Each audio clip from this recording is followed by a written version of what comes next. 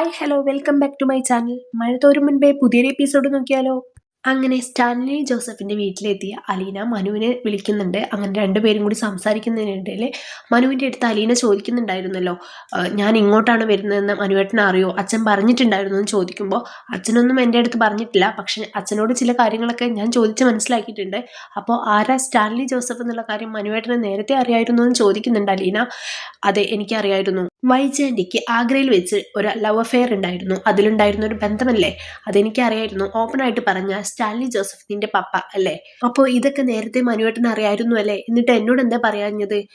എന്തായാലും ബാലചന്ദ്രൻ നിന്നോട് കള്ളം പറയില്ല എന്ന് എനിക്കറിയാം. അദ്ദേഹം എന്തായാലും സേഫ് ആയിട്ടില്ല നിന്നെ അവിടെ എത്തിച്ചത്. നിന്നെ എത്തിക്കേണ്ട ആളുടെ അടുത്ത് തന്നെയാണ് എത്തിച്ചത്. അപ്പൊ പറയേണ്ട സമയത്ത് അത് നിന്റെ അടുത്ത് പറയുന്നത് എനിക്ക് നന്നായിട്ട് അറിയായിരുന്നു. പിന്നെ ഞാനായിട്ട് എന്തിനാ വെറുതെ പറയുന്നത്? പിന്നെ നിന്നോട് ഒരിക്കലും ഇത് പറയരുത് എന്ന് പ്രത്യേകം പറഞ്ഞിട്ടുള്ളതാ.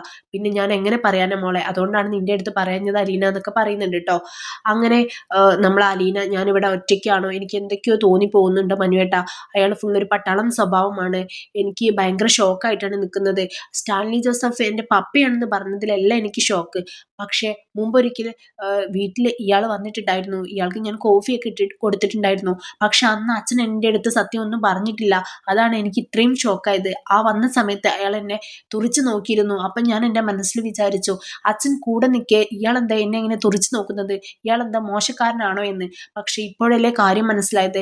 എന്നെ മുൻപ് വന്ന് നോക്കി പോയതാണ്. വീട്ടിൽ കയറ്റാൻ പറ്റുന്ന പെണ്ണാണോ അല്ലയോ എന്ന് അറിയണല്ലോ, അതിനുവേണ്ടി നോക്കി പോയതായിരിക്കും എന്ന് പറയുന്നുണ്ട് കേട്ടോ. അയ്യ, അങ്ങനെയൊന്നും പറയില്ലേ. നീ ഒന്ന് ചിന്തിച്ചു നോക്കിയേ, മുൻ ബന്ധത്തിൽ ഉണ്ടായ ഒരു ഭാര്യയിൽ ഒരു കുഞ്ഞുണ്ട്, ആ പെൺകുട്ടി ഇപ്പോഴും ജീവിച്ചിരിക്കുന്നുണ്ട് എന്നൊക്കെ പെട്ടെന്ന് ഒരാളുടെ അടുത്ത് പോയി പറഞ്ഞാൽ അയാൾ വിശ്വസിച്ച് കണ്ണും അടച്ചിട്ട് ഇങ്ങോട്ട് കൊണ്ടുവരും, ഞാൻ നോക്കിക്കോളാം എന്ന് പറയോ? ഇല്ലല്ലോ. അതുപോലെ തന്നെ നിന്നെ വന്ന് കണ്ടു, പിന്നെ കാര്യങ്ങളൊക്കെ വിശ്വസിച്ചു. ഇപ്പൊ ഇതാ വീട്ടിലേക്ക് ക്ഷണിച്ചിരിക്കുന്നു, നിന്നെ ഏറ്റെടുത്തോളാന്ന് സമ്മതിച്ചിരിക്കുന്നു. അയാൾക്ക് നിന്നോട് സ്നേഹം ഉള്ളതുകൊണ്ടല്ലേ ഇങ്ങനെ ചെയ്തത്. സ്നേഹമില്ലാത്ത ഒരാൾ ഒരിക്കലും അങ്ങനെയൊന്നും ചെയ്യില്ലല്ലോ. നീ അങ്ങനെയൊന്നും വിചാരിക്കാതെ എന്ന് പറയുന്നുണ്ട് കേട്ടോ. അപ്പൊ ഞാനിവിടെ മനസമാധാനത്തോടെ ഇരുന്നാൽ മതിയല്ലേ എന്ന് പറയുമ്പോൾ, അതെ, നീ അവിടെ മനസമാധാനത്തോടു കൂടി ഇരുന്നാൽ മതി. എന്തെങ്കിലും വിഷമം ഉണ്ടെങ്കിൽ എന്നെ വിളിച്ചോ, ഞാൻ എന്തായാലും ദൂരെയാണെങ്കിലും അടുത്തുള്ളതുപോലെ നിനക്ക് എപ്പോഴും എന്നെ വിളിക്കാവുന്നതാണെന്ന് മനസ്സമാധാനം കൊടുക്കുന്നുണ്ട് അലീനയുടെ അടുത്ത്. ആയിക്കോട്ടെ മനുവേട്ട, എന്തായാലും എനിക്ക് സന്തോഷമായി എന്ന് പറയുന്നുണ്ട്. അങ്ങനെ കടപ്പാട്ടൂരിലേക്ക് വൈജയന്തി എത്തിയ കാര്യവും അവളെ അറിയിക്കുന്നുണ്ട്. അയ്യോ, എന്നിട്ട് എന്തായി? എന്തായാലും അച്ഛനിപ്പോൾ അവിടെ ഇല്ലാത്ത സമയമാണല്ലോ, അപ്പൊ ഈ സമയത്ത് തന്നെ വന്നത് നന്നായി. എന്തെങ്കിലുമൊക്കെ പ്രശ്നമുണ്ടോ എന്ന് ചോദിക്കുന്നുണ്ട്. പ്രശ്നമൊക്കെ തന്നെ ഉണ്ട്, നീ ഇപ്പോൾ അതൊന്നും അറിയണ്ട. എന്തായാലും നീ ഇപ്പോൾ ഫോൺ വെച്ചോ എന്ന് പറയുന്നുണ്ട്. അങ്ങനെ ഞാൻ ഫോൺ വെക്കട്ടെ, ഞാൻ കുട്ടികൾക്കൊന്നും വിളിച്ചു നോക്കിയിട്ടില്ല, അവരേക്കൊന്ന് വിളിക്കട്ടെ എന്ന് പറഞ്ഞിട്ട് അലീന ഫോൺ കട്ട് ചെയ്യുന്നുണ്ട് കേട്ടോ. അങ്ങനെ നേരെ രോഹിത്തിന്റെ ഫോണിലോട്ട് വിളിക്കുന്നുണ്ട്. അങ്ങനെ രോഹിത്തുമായിട്ട് സംസാരിക്കുന്നുണ്ട്. ആ സമയത്ത് അലീന ചേച്ചിയാണ് വിളിക്കുന്നതെന്ന് പറഞ്ഞിട്ട് കൃഷ്ണമോൾ വരുന്നുണ്ട്. അങ്ങനെ കൃഷ്ണമോൾ ബബിയെ വിളിക്കുന്നുണ്ട്. അങ്ങനെ എല്ലാവരും കൂടി സംസാരിക്കുന്നുണ്ട് കേട്ടോ. ഫോണ് തട്ടിപ്പറിക്കാൻ വേണ്ടിയിട്ട് ഒരുപാട് നേരം ബബിയും അതുപോലെ തന്നെ കൃഷ്ണമോളും നോക്കി, പക്ഷേ രോഹിത് കൊടുത്തില്ല. എന്ന സ്പീക്കറെങ്കിലും ഒന്ന് ഇട്ടിട്ട് കേൾപ്പിക്കും, ഞങ്ങളൊന്ന് കേൾക്കട്ടെ എന്ന് പറയുന്നുണ്ട് കേട്ടോ. അത്രമാത്രം അലീന ചേച്ചിയെ അവർക്ക് എല്ലാവർക്കും മിസ് ചെയ്യുന്നുണ്ട്. അങ്ങനെ അലീന പറയുന്നുണ്ട്, സ്പീക്കറിൽ ഇട്ട് കൊടുക്കട്ടെ, അവരൊക്കെ കേൾക്കട്ടെ എന്ന് പറയുന്നുണ്ട് കേട്ടോ. അങ്ങനെ ചുറ്റിലിരുന്നിട്ട് എല്ലാവരും കൂടി സംസാരിക്കുന്നുണ്ട്. അവിടെ ആരൊക്കെ ഉണ്ട്, ചുറ്റിലും നെയ്ബേഴ്സ് ഉണ്ടോ, വീട്ടിൽ ആരൊക്കെ ഉണ്ട്, എല്ലാവരുടെ സ്വഭാവം എങ്ങനെയാണെന്നൊക്കെ എല്ലാവരും ചോദിക്കുന്നുണ്ട്. ഇവിടെ ഇപ്പം ഇവിടെ ഉണ്ടായിരുന്ന ഓണറും അതുപോലെ തന്നെ ജോലിക്കാരും മാത്രമേ ഉള്ളൂ, അല്ലാതെ ഇവിടെ ആരും ഇല്ല എന്ന് പറയുമ്പോൾ, അയ്യോ അപ്പൊ അത്രയും ആണുങ്ങളാണോ, പെണ്ണുങ്ങളൊന്നും ഇല്ല എവിടെയെന്ന് കൃഷ്ണമോൾ ചോദിക്കുന്നുണ്ട്. പെണ്ണുങ്ങളെ ആരെയും ഞാൻ കണ്ടില്ല എന്ന് പറയുമ്പോൾ, അയ്യോ, സ്ത്രീകളൊന്നും ഇല്ലാത്ത ഒരു വീട്ടിൽ എങ്ങനെയാ ചേച്ചി ഒറ്റയ്ക്ക് നിൽക്കുന്നത്, ചേച്ചിക്ക് പേടിയില്ലേ എന്നൊക്കെ കൃഷ്ണമോൾ ചോദിക്കുന്നുണ്ട് കേട്ടോ. എനിക്ക് പേടിയൊന്നുമില്ല, പിന്നെ അച്ഛൻ എന്നെ സേഫ് ആയിട്ടുള്ള സ്ഥലത്തല്ലേ എത്തിക്കുള്ളൂ, അതുകൊണ്ട് എനിക്ക് പേടിയൊന്നുമില്ല എന്ന് പറയുന്നുണ്ട് കേട്ടോ. പക്ഷെ ബബി അച്ഛനെ പഴിക്കുന്നുണ്ട്, അച്ഛനല്ലേ കൊണ്ടുവിട്ടത്, ഒന്നും നോക്കാതെ എന്നൊക്കെ പറയുന്നുണ്ട് കേട്ടോ. എന്തായാലും സ്റ്റാൻലി ജോസഫിന്റെ കഥയൊന്നും ഇവരുടെ അടുത്ത് എന്തായാലും ഇപ്പൊ തൽക്കാലം അലീന പറയുന്നൊന്നുമില്ല കേട്ടോ. വൈജാന്റി വന്ന കാര്യം പറയുന്നുണ്ട്, മേഡം വന്നു അല്ലേ എന്നൊക്കെ ചോദിക്കുന്നുണ്ട് കേട്ടോ. വന്നു, എന്നിട്ട് എന്ത് പറഞ്ഞു എന്നൊക്കെ പറയുന്നുണ്ട്. ഇവിടെ നടന്നുകൊണ്ടിരിക്കുന്നുണ്ട്, അങ്ങോട്ടും ഇങ്ങോട്ടും ഓരോന്ന് പറഞ്ഞിട്ട് എന്നൊക്കെ പറയുന്നുണ്ട്. എന്തായാലും ഗുഡ് നൈറ്റ് എന്നൊക്കെ പറഞ്ഞ് അലീന ഫോൺ കട്ട് ചെയ്യുന്നുണ്ട് കേട്ടോ. ഫോൺ കട്ട് ചെയ്തതിന് ശേഷവും രോഹിത്തും അതുപോലെ തന്നെ കൃഷ്ണമോളും ബബിയൊക്കെ സങ്കടപ്പെട്ടുകൊണ്ടിരിക്കുന്നുണ്ട്.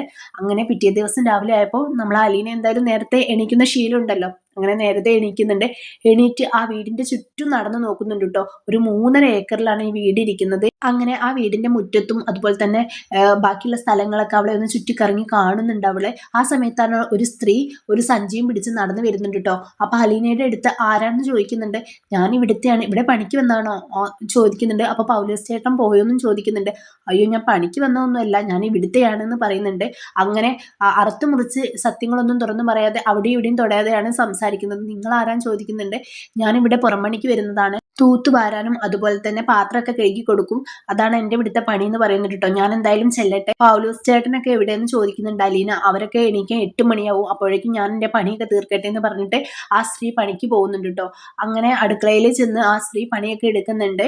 അങ്ങനെ എല്ലാ പണിയും കഴിഞ്ഞ് ഇനി ഞാൻ പോട്ടെ, എനിക്ക് ഇനിയും വീടുകൾ ഇറങ്ങി കയറാനുള്ളതാണെന്ന് പറയുമ്പോൾ, അപ്പോൾ ഈ വീട്ടിൽ മാത്രമല്ലേ നിങ്ങൾ പണിയെടുക്കുന്നതെന്ന് ചോദിക്കുന്നുണ്ട് കേട്ടോ. അയ്യോ, ഇവിടെ മാത്രം നിന്നാൽ എനിക്ക് എന്ത് കിട്ടാനാണ്, ഒരു 4 വീട്ടിലെങ്കിലും ഞാൻ പണിയെടുക്കുമെന്ന് പറയുന്നുണ്ട്. അങ്ങനെ പാത്രമൊക്കെ കഴുകി വെക്കുന്നുണ്ട്. അലീനയുടെ അടുത്ത് ചായ വേണമെന്ന് ചോദിക്കുമ്പോൾ അലീന വേണ്ട, നിങ്ങൾക്ക് ചായ വേണം ഞാൻ ഇട്ട് തരാമെന്ന് പറയുന്നുണ്ട് കേട്ടോ. എനിക്ക് വേണ്ടാന്ന് പറയുന്നുണ്ട്. വീണ്ടും അലീനയോട് ആരാന്ന് ചോദിക്കുന്നുണ്ട്. ഇവിടുത്തെ ആരാന്ന് ഒന്നും കൃത്യമായിട്ട് പറയാനായിട്ടില്ല എന്നാണ് അലീന അവർക്ക് ഉത്തരം കൊടുക്കുന്നത് കേട്ടോ. അങ്ങനെ സഞ്ചിയിൽ അവരെന്തോ എടുത്തു വെച്ചിട്ട് പോകുന്നത് അലീന കണ്ട് അങ്ങനെ അവരുടെ പിറകെ ചെന്നിട്ട് അവരെ വീണ്ടും വിളിക്കുന്നുണ്ട് കേട്ടോ. എന്നിട്ട് ചോദിക്കുന്നുണ്ട്, നിങ്ങളുടെ സഞ്ചിയിൽ എന്താ, നിങ്ങൾ വരുമ്പോൾ സഞ്ചിയിൽ ഒന്നും കൊണ്ടുവന്നിട്ടില്ലല്ലോ, സഞ്ചി മടക്കി പിടിച്ചിട്ടല്ലേ ഇങ്ങോട്ട് കയറിയത്, പോകുമ്പോൾ അങ്ങനെയല്ലല്ലോ, സഞ്ചിയിൽ എന്തൊക്കെയോ ഉണ്ടല്ലോ എന്ന് പറയുന്നുണ്ട് കേട്ടോ.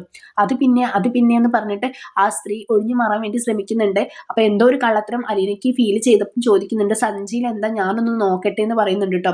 അത് ഇവിടെ നിന്നുള്ള ബാക്കി എടുത്തതാണ്, അത് ഞാൻ അങ്ങനെ എടുക്കാറുണ്ടെന്ന് പറയുന്നുണ്ട് കേട്ടോ.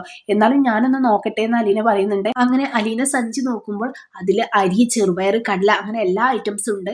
അവൾ വിചാരിച്ചു ബാക്കിയുള്ള ഐറ്റംസ് എന്ന് പറഞ്ഞപ്പോൾ വീട്ടിലെ വല്ല ഫുഡ് ഐറ്റംസ് ആയിരിക്കുമെന്ന്, അതായത് ബാക്കി വന്ന എന്തെങ്കിലും ആയിരിക്കുന്നത്. പക്ഷെ അങ്ങനെയല്ല, വീട്ടിലെ എല്ലാ നല്ല സാധനങ്ങളും എടുത്തുകൊണ്ടാണ് പോകുന്നത്, എനിക്കിങ്ങനെ തരാറുള്ളതാണെന്നും പറയുന്നുണ്ട് കേട്ടോ. എന്നാൽ പൊയ്ക്കോളൂ എന്ന് പറഞ്ഞിട്ട് തിരിച്ചവൾ അതിലേക്ക് തന്നെ ഇട്ട് കൊടുക്കുന്നുണ്ട്. പക്ഷെ എന്തോ ഒരു പന്തികേട് അവൾക്ക് തോന്നിയിട്ടുണ്ടായിരുന്നു കേട്ടോ. അങ്ങനെ അവൾ നേരെ പിന്നെ അലീന, പൗലോസ് ചേട്ടനും ആൻ്റപ്പനൊക്കെ കിടക്കുന്ന ആ ഒരു സ്ഥലത്തേക്ക് പോയി. അങ്ങനെ അവിടെ ചെന്ന് നോക്കുമ്പോൾ അവരെല്ലാവരും കിടന്നുറങ്ങുകയാണ്. കുറച്ച് കഴിഞ്ഞ് എല്ലാവരും എണീറ്റ് വരുന്നുണ്ട്. എന്നിട്ട് ആ മോളായിരുന്നോ, ചായ ഇട്ട് തരട്ടെ എന്നൊക്കെ ചോദിക്കുന്നുണ്ട്. ഏയ് വേണ്ട, ഞങ്ങളൊക്കെ എണീക്ക് 8 മണിയാവും, ഇവിടുത്തെ ശീലം അങ്ങനെയാണ്, 10:30 ആവുമ്പോഴത്തേനും മതി കേണൽ സാറിന് ബ്രേക്ക്ഫാസ്റ്റ്, അതുകൊണ്ട് പിന്നെ ആ സമയമൊക്കെ ആകുമ്പോഴത്തേക്ക് ഉണ്ടാക്കിയുള്ളൂ എന്ന് പറയുന്നുണ്ട് കേട്ടോ. അപ്പൊ അവിടുത്തെ രീതികളൊക്കെ ഒന്ന് മാറ്റണം, 6 മണിക്ക് എഴുന്നേറ്റ് ഫുഡൊക്കെ ഉണ്ടാക്കുന്ന രീതിക്ക് നമുക്ക് മാറിയാലോ എന്ന് പറയുന്നുണ്ട്. അയ്യോ, ഇത് പണ്ടേയുള്ള ശീലമാണ്, കേണൽ സാർ ഉണ്ടാക്കിയ ടൈം ടേബിളാന്ന് പറയുന്നുണ്ട്. അതൊക്കെ ഞാൻ പറഞ്ഞ് സമ്മതിപ്പിച്ചോളാം, ഇതൊക്കെ ഒന്ന് മാറ്റിയാലോ എന്ന് പറയുമ്പോൾ അവർക്ക് വലിയൊരു താല്പര്യമില്ല. അപ്പോൾ അവൾക്ക് തോന്നും ഇനി നേരത്തെ എണീക്കേണ്ട പ്രശ്നം കൊണ്ടാണെന്ന് വിചാരിച്ചിട്ട് അവൾ പറയുന്നുണ്ട്, അങ്ങനെയാണെങ്കിൽ അടുക്കളപ്പണി ഞാൻ ചെയ്തോളാം, എനിക്ക് കുഴപ്പമൊന്നുമില്ല എന്ന് പറയുന്നുണ്ട് കേട്ടോ. അയ്യോ, അതൊന്നും വേണ്ട, ഞാൻ ഉണ്ടാക്കിയാലേ കേണൽ സാർക്ക് പറ്റുള്ളൂ എന്നൊക്കെ പറയുന്നുണ്ട് പണിക്കാര്. എന്നാ അങ്ങനെ തന്നെ ആവട്ടെ എന്ന് പറയുന്നുണ്ട് കേട്ടോ. പിന്നെ സാവിത്രിയുടെ കാര്യം പറയുന്നുണ്ട്. ഒരു ചേച്ചി ഇവിടെ വന്നിരുന്നു പണിക്ക്, അവര് പോകുമ്പോൾ എന്തൊക്കെയോ എടുത്തുകൊണ്ട് പോയി, അരി സാധനങ്ങളൊക്കെ എന്ന് പറയുന്നുണ്ട് കേട്ടോ. അതങ്ങനെ അവർക്ക് കൊടുക്കാറുള്ളതാണ്, അവരൊരു പാവപ്പെട്ട സ്ത്രീയാണ്, വലിയ സാമ്പത്തികമൊന്നും ഇല്ല, അപ്പൊ ബാക്കി വരുന്നതൊക്കെ കൊടുക്കും എന്ന് പറയുമ്പോൾ അലീന ചോദിക്കുന്നുണ്ട്, എനിക്ക് മനസ്സിലാവാത്തൊരു കാര്യം, എങ്ങനെയാണ് അരിയും ചെറുപയറും ഒക്കെ ബാക്കിയുള്ള സാധനമായിട്ട് മാറുന്നതെന്ന് ചോദിക്കുന്നുണ്ട് കേട്ടോ. അപ്പൊ അവരുടെ, അതായത് നമ്മളെ അലീനയുടെ ഈ ചോദ്യത്തിന് മുൻപിൽ ഇവര് പതറുന്നുണ്ട്. അപ്പൊ എന്തോ ഒരു കള്ളക്കളി ഇവിടെ നടന്നുകൊണ്ടിരിക്കുന്നുണ്ട്, ഇതൊക്കെ നിങ്ങളുടെ കേണൽ സാറിന് അറിയുമെന്നും കൂടി അവൾ ചോദിക്കുന്നുണ്ട് കേട്ടോ. അപ്പൊ അവര് അതിന് പതറുന്നുണ്ട്, കാരണം സാർ അറിയാതെ ഇവിടെ എന്തൊക്കെയോ മോഷണം നടന്നുകൊണ്ടിരിക്കുക എന്നുള്ള കാര്യം അപ്പൊ നമുക്ക് മനസ്സിലായി. കൂട്ടത്തിൽ ഇനി ആൻ്റപ്പനും പൗലോസ് ചേട്ടനൊക്കെ ഉണ്ടോ എന്നുള്ള കാര്യം നമുക്ക് ഇനി അറിഞ്ഞാൽ മതി. എന്തായാലും ഇനി ഈ വീട്ടിലും ചെറിയ ചെറിയ മാറ്റങ്ങളൊക്കെ കൊണ്ടുവരാൻ വേണ്ടിയിട്ട് അലീന ശ്രമിക്കുന്നുണ്ട്. മാറ്റങ്ങൾ എന്ന് പറഞ്ഞാൽ പോസിറ്റീവായിട്ടുള്ള മാറ്റങ്ങളായിരിക്കും അവൾ എന്തായാലും കൊണ്ടുവരുന്നത്. അതിന് പപ്പ കൂടി സമ്മതിച്ചാൽ നന്നായിരുന്നു. അപ്പോൾ ഇനി എന്തായാലും കഥയിൽ എന്തൊക്കെയാണ് സംഭവിക്കാൻ പോകുന്നതെന്ന് നമുക്ക് വെയിറ്റ് ചെയ്ത് കാണാം. അപ്പോൾ ആരെങ്കിലും എൻ്റെ ചാനൽ സബ്സ്ക്രൈബ് ചെയ്യാതെയാണ് കാണുന്നതെങ്കിൽ ഒന്ന് സബ്സ്ക്രൈബ് ചെയ്ത് സപ്പോർട്ട് ചെയ്യാൻ മറക്കരുത്. ഇതുപോലുള്ള റിവ്യൂസിനായിട്ട് ഈ ചാനൽ ഒന്ന് ഫോളോ ചെയ്യുക. ബൈ.